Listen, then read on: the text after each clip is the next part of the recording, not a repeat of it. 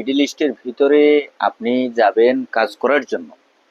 এখন কোন দেশে গেলে আপনার ভালো হবে?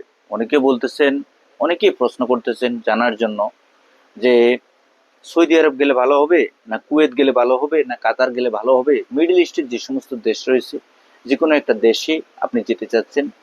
কি কারণে? টাকা উপার্জন বা অর্থ উপার্জন করার জন্য।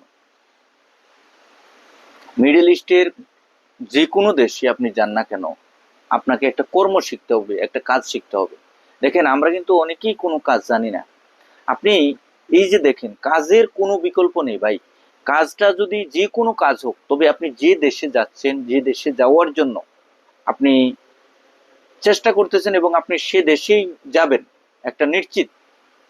এই যাওয়ার পূর্ববর্তী পর্যায়ে আপনাকে সে দেশে কি কি কাজ আছে, কি কি কাজগুলা চলমান আছে বাংলাদেশিদের ক্ষেত্রে, কি কাজগুলা আসলে আহ, ভালোভাবে একটা গেলে আপনি চলতে পারবেন, বা আপনি ওই কাজের উপর অভিজ্ঞতা থাকলে আপনি ভালোভাবে একটা অবস্থানে পৌঁছতে পারবেন। এই বিষয়গুলো খেয়াল রেখে আপনি ওই কাজগুলোর উপর বাংলাদেশে থাকা অবস্থায় একটি ভালো একটি ধারণা অর্জন করবেন। ভালো একটি জ্ঞান নিয়ে এবং প্রশিক্ষণের মাধ্যমে ভালো একটা কর্মদক্ষতা নিয়ে আপনি যদি ওই দেশে যান, ইনশাল্লাহ আপনি ভালোভাবে সফল হতে পারবেন। ধন্যবাদ।